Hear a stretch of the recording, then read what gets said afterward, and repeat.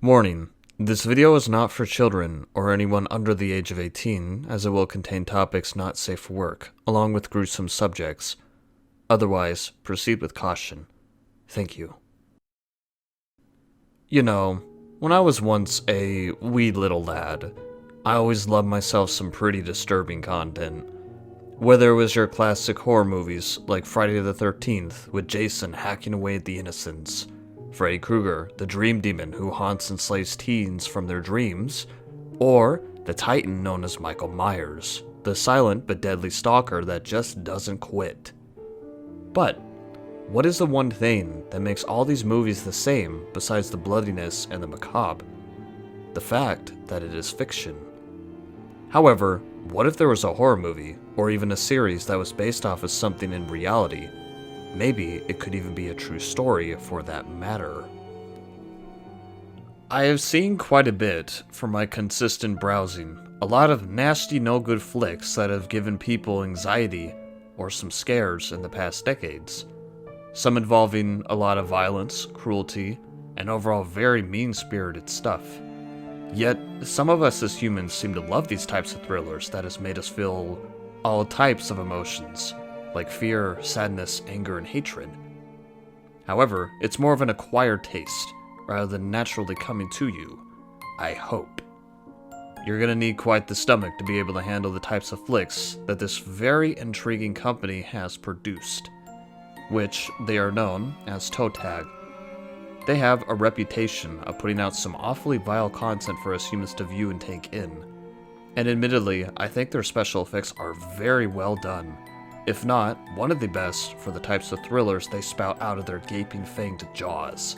Do note, I am not downgrading the company, nor the people for producing said content, but I do question the thought processes of them. And the one that caught my eye the most out of what they've created, along with me even watching all three of the movies, is the August Underground series. A vile, evil, cruel, mean-spirited, disgusting, and overall, one of the worst experiences for a series that I have ever seen, which I believe was the intention for most viewers. This trilogy has brought about so much negativity and scare that it has convinced a lot of people to be real. Thankfully, they are not, and they are just filmed along with staged in a way to look as real and genuine as possible. And I feel the thing that has made them feel and seem so real was the fact that it was in a VHS view. You know, the old-fashioned, creepy, low-quality, grainy film filter that has riddled the scene with pure filth and ugliness to give it that extra oomph of scare.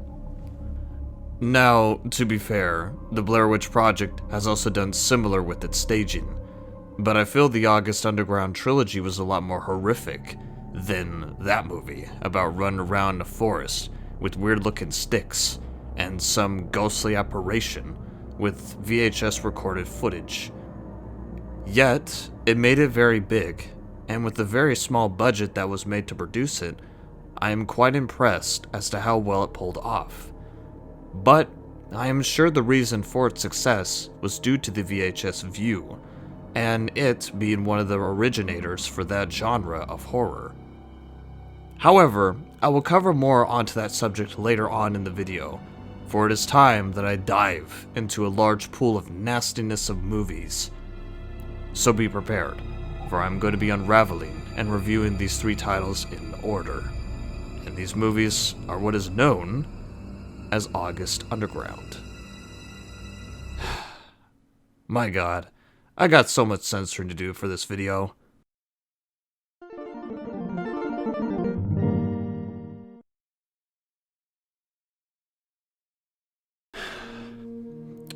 Back in 2001, Toe Tag, with the director known as Fred Fogel, has released a VHS snuff-like horror movie with an insanely low budget of $300, according to my sources. As for the footage, I won't be showing due to the obvious reasons of the gore depicted, and I'd rather not YouTube hunt me down for it. However, I can describe what happens, and believe me, it is not pretty. you have been warned. It starts without a proper beginning or introduction of a dark-like forest area with two males known as Peter and an unknown friend for the other one holding the camera. We never do get to see his face, unfortunately. With Peter then wanting to show his friend what's in his basement at their house. As they go down to it, they discover a harmed woman named Laura that is bonded together onto a chair, and her boyfriend, who was with her, is in a tub with fatal injuries. The two men appear to taunt the woman and feed her unedible items, along with overall trapping her and leaving her into an escapable position. It then cuts to the two driving alongside a road and acting as casual as any other group of adults on a highway. They chat about random subjects and just blather away as they encounter a blonde woman on the side of a street. They basically asked if she showed her chest to them, they would give her $20. However, it turned for the worst as they proceeded to harm the woman on the street, and they left her there when they were finished. Afterwards, they drove back to their home where they kept the trapped woman in the basement, and they fed her an item from the other boyfriend as a piece, causing discomfort. As it then cuts to another video of them going to a metal concert where a cover song of Blind is being played. They then were kicked out of the concert while throwing swears left and right as they left due to their ridiculous behavior, as I can assume. It then shows a video of Peter bouncing onto large hay bales like it's your average everyday, along with showing a goat that has a very large tummy onto it. So then, it cuts back to them going to the basement once more, and they find that Laura, unfortunately, has passed away. They then go back onto the streets in their car and drive to a slaughterhouse, given a long tour about the insides of it and what they have in stored. And then, it cuts to them going to what is, correct me if I'm mistaken, a cemetery of statues, poking fun at them along with Peter wanting the cross he saw there at his house, apparently. So then, they show that they are driving onto the road once again as they encounter an elderly woman that was needing help with groceries. Peter decides to help her bring them into her home. And then, in about a minute, the cameraman walks into the elderly woman's home with Peter, and we see Peter harming the woman fatally like a coward. Next scene also shows the two men go into a market and started eating their products, causing, a ruckus. And then the clerk came in to get them both out as they were harassing and threatening them. Peter then came back in to make a fake apology and proceeded to hit him with a newspaper that he supposedly bought. The clerk attempts to make them leave, and so they left for a short period. They then came back into the store with some sort of sharp object and harmed the man with it. They then attacked a couple that was in the market, causing physical harm to them as well as humiliating them. Peter attempted to kidnap and take one of the victims as well from the market, and if I'm correct, they left the clerk there in harm. However, they couldn't manage it, so they decided to leave the couple there lifeless. The two then drive to some place that contains a big little town model with children and families present. Due to the graininess of the film itself, it's difficult to make out as to what it is as well.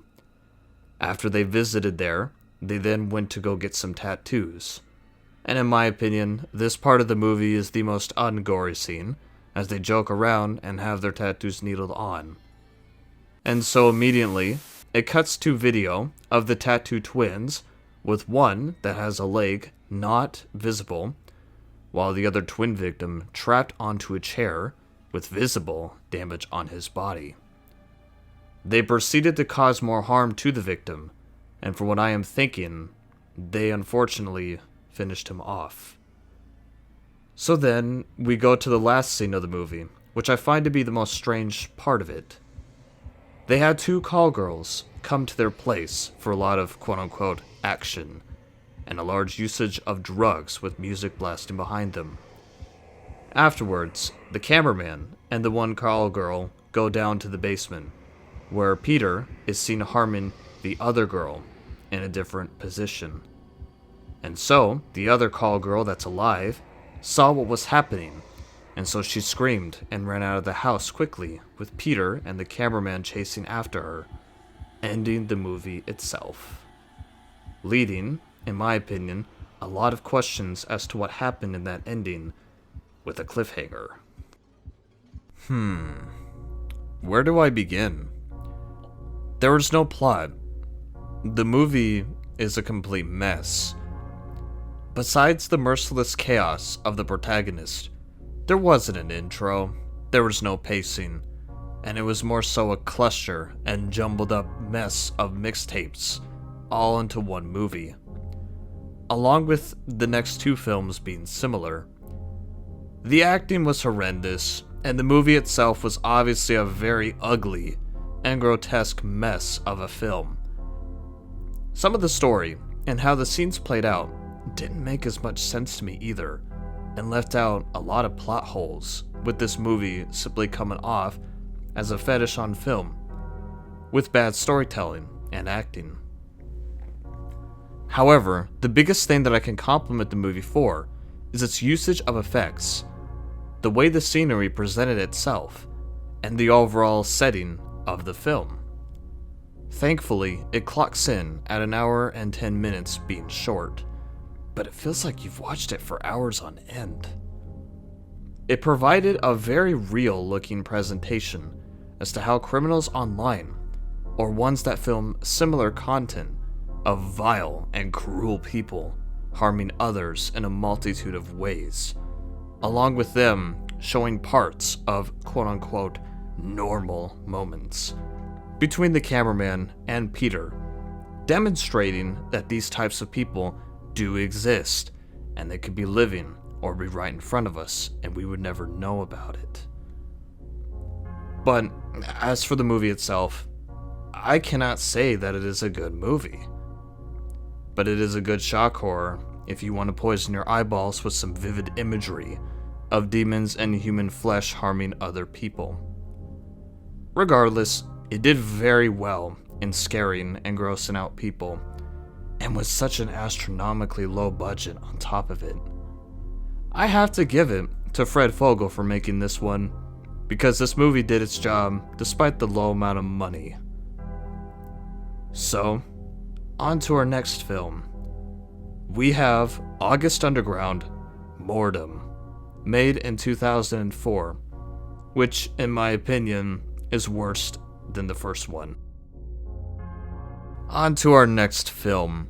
We have August Underground, Mortum, made in 2004, which, in my opinion, is worse than the first one. It begins with Peter and a new character introduced named Krusty, who is a supposed girlfriend of Peter. She was supposedly having some action with another male, who I assume is her brother? ? Peter proceeded to argue with his girlfriend about the situation. They then come back to the house of the junkie, who Krusty was with, and decide to take his life with a blunt object, along with another friend of his.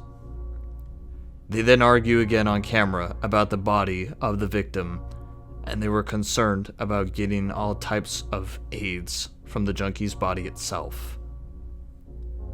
Then it shows a scene of Krusty inflicting harm onto herself using a sharp object. What's even more disturbing about this particular scene is that the scene itself, from rumors stated, was that the cuts were a real thing. I wish this wasn't the case. There also seems to be a new killer within the two named Maggot, who is just as demented as they are from what I see. Then shows a scene of Krusty and Maggot removing a bound and masked woman from a box that they have been keeping her in for a long time. Maggot then harms the woman while Krusty cheers him on and taunts the victim. When Maggot is finished, he then lets a male captive out of the other box, as he and Krusty force him to perform a on himself with a pair of scissors, and then sealing him back up. Krusty mimics a nasty look with the body part and then uses it to taunt the female victim. The trio then goes to town, where they torment a shopkeeper, eat fast food, and wander around. Then cuts to a scene of Maggot and Peter watching Krusty humiliating two women, and then vomiting on them while a male body rots in the corner of the room.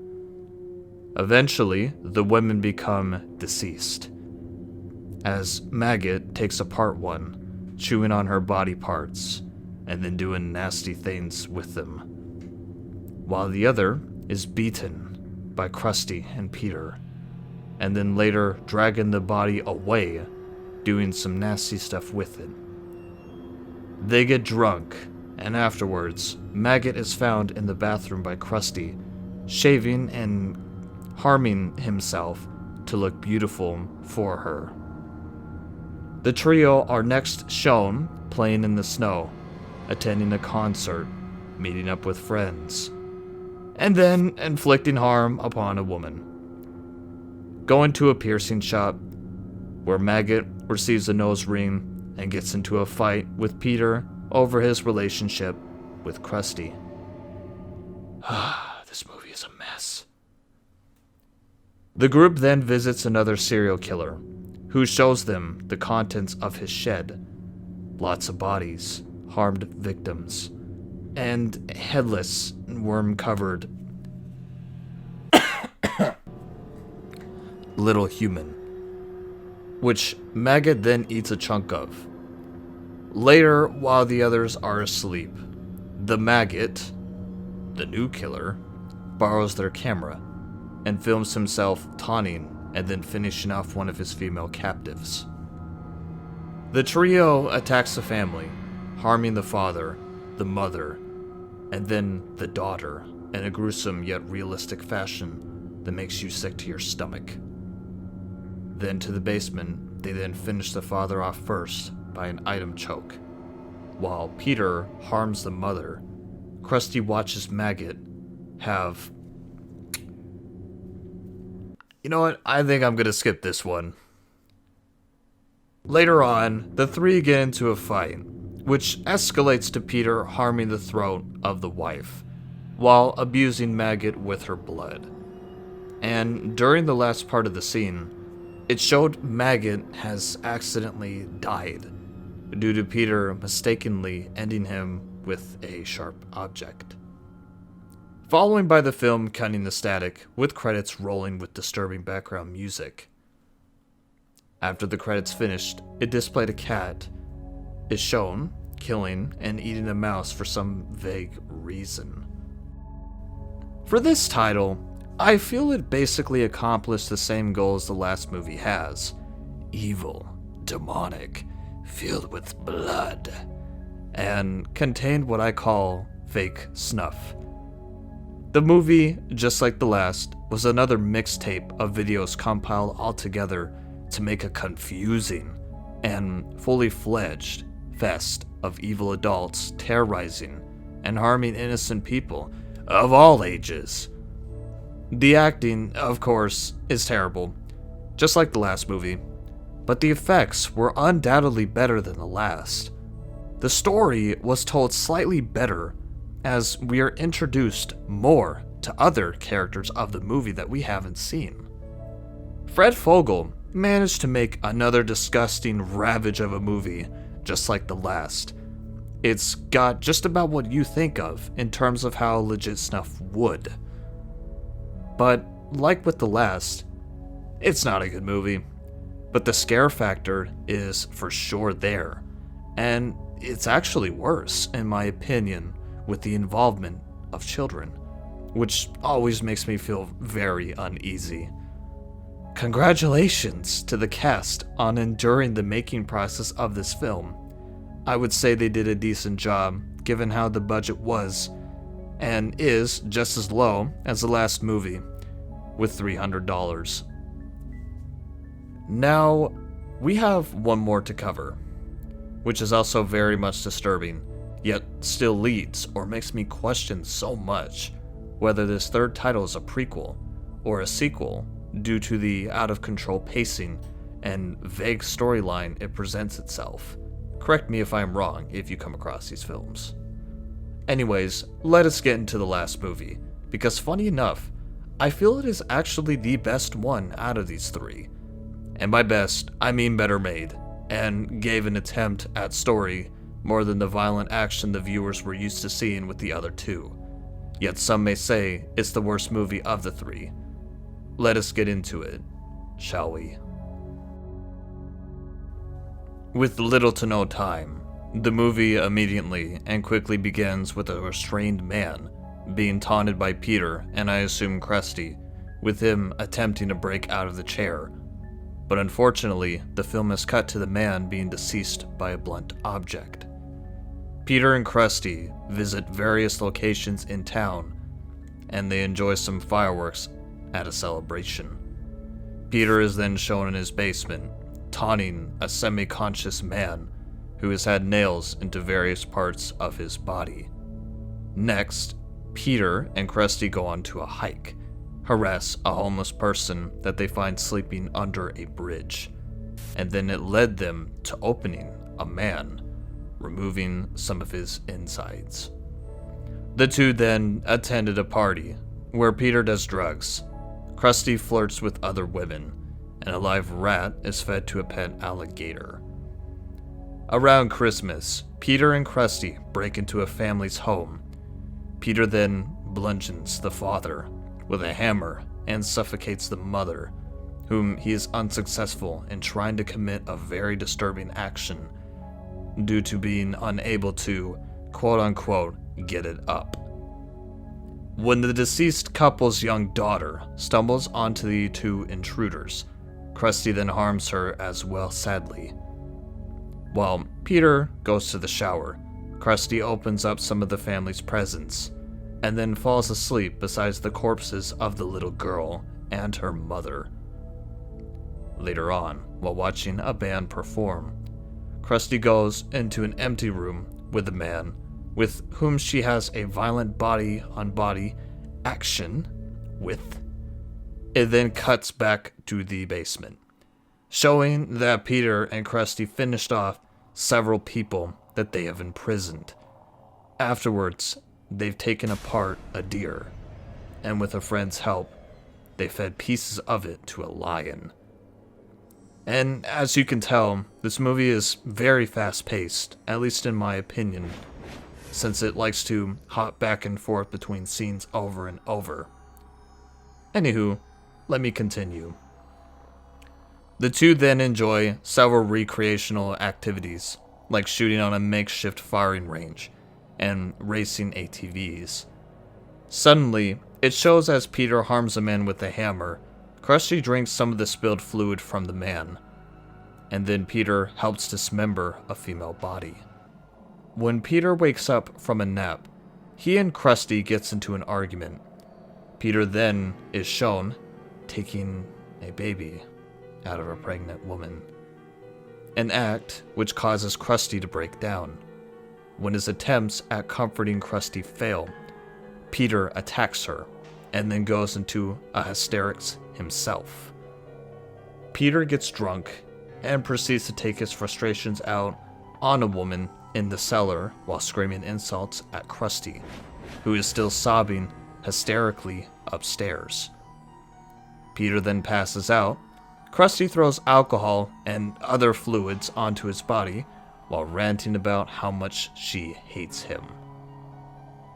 After harming and tying up a woman, Peter does an NSFW thing that I cannot say and wipes his fluids onto her. When Krusty walks in onto this, she gets into a physical fight with Peter.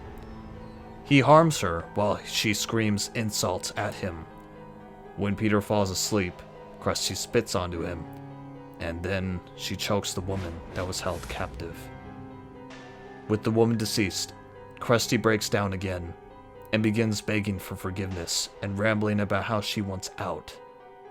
The film ends with Krusty going to the bathroom and putting an end to her own life, which brings a vague ending to this disturbing trilogy. And so that does it for this movie and the trilogy itself.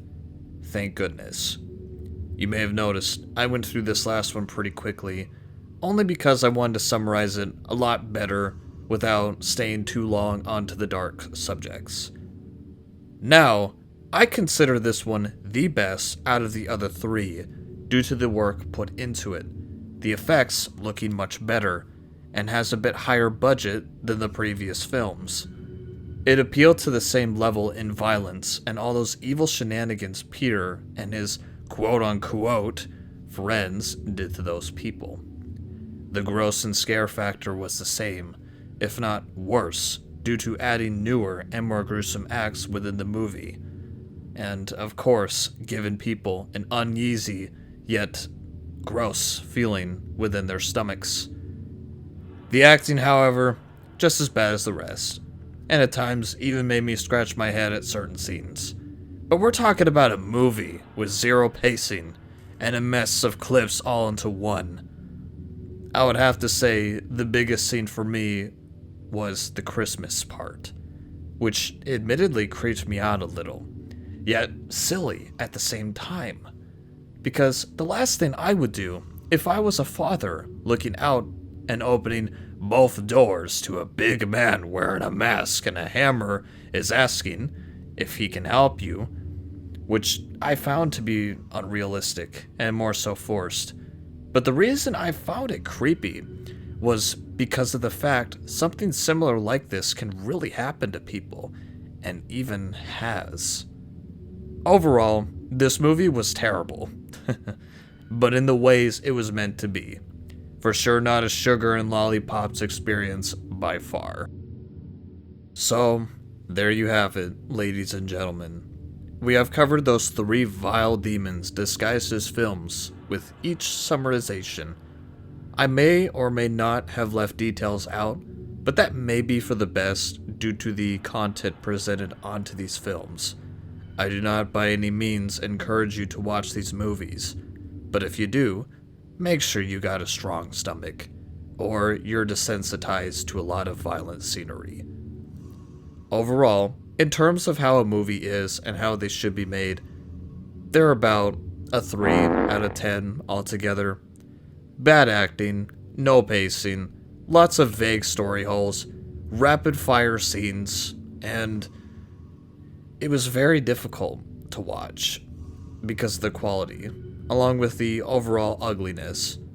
But if we're talking about pure nasty and evil filmmaking that is all about shock horror, and you're just one of those individuals that are into these types of films, I would give it a 9 out of 10. The reason is because they each accomplished the goals they put out, which was to disgust, scare, and question people's thoughts, or even lives while viewing these films. What made them so terrifying, however, was because of the reality of what people within these films really do to others. Unfortunately, we live on a pretty blue planet with a lot of life, but there is also a lot of ugliness that surrounds it. Animals, they are beautiful and wonderful creatures of nature amongst us. Unfortunately, some humans see them as monsters, but what some humans don't take into account is that humanity, potentially, is the most dangerous and monstrous of them all. They are capable of so much, such as thinking, speaking, planning, creating, lying, acting, or even commit crimes, some of which that certain people can do all these bad things, and if you ever do encounter them, you wouldn't know. And if you did, it would either be too late, or it would scare the daylights out of you. Which is exactly why I feel these movies were not only a scary experience, but for me, they were a very educational one, despite the simplicity of them. Thank you, Fred Fogel, for letting us know babyface adults can be just as dangerous as any other sadistic human being with murderous goals. Now, VHS horror films, right? They've always been a hit or miss in terms of performance. I personally very much love this concept, and the thought of live action footage horror combined with several elements of terror onto one movie. Some hit its mark very well, but unfortunately, a lot of them are laughable, or filled with cheap scares and zero built-up to said scares. People nowadays are becoming less and less afraid of horror movies because they see them as a joke, or lame, or even building up a diamond-hard mentality to violent content, and cannot be taken seriously anymore because of the overdone or very predictable plots they have. But there exist a few gems out there that for sure do its job, despite them aging. They get their points across, and they are the grandfathers of this genre, which makes it very difficult to replicate and succeed in box offices or sales. Regardless, I can appreciate the work that these movies put in and succeed despite having a very low budget. Alrighty, well, that's the end of this video. Makes you want to take a shower even mentioning these things, huh? But I'll leave you all with a message before I head off. The world may be a messy and cruel place, but it has a lot of good within it as well, despite it being difficult to come across. A lot of us struggle and deal with problems every day, and it's up to us as humans to beat these problems and succeed within our lives. I feel the internet and social media itself is a great place in terms of what you want to find, but it can also be your downfall. You can find just about anything you wish for with enough searching online, whether it's good or bad things. And admittedly, I enjoy looking into darker places myself, but only to see how bad the world can really get and show its true colors. Some of you naughties out there like to do the same, but you have to remember something. Make sure you pull yourself out of that zone time to time. Do not be consumed or stay within that mindset or whatever it is you are viewing for too long. And be very cautious and careful conversating with people or strangers online or offline, especially nowadays. Have a balance within yourself of the light and dark that this world has, because I feel staying on one side is not as beneficial as staying in both. Thank you all for watching. This was actually my longest video yet, and it's been on my mind for a while to make. I hope you all enjoyed this, because I surely have. Feel free to subscribe, hit the bell notifications, and the like button to help this channel out. And I hope you all take very good care of yourselves. Cheers.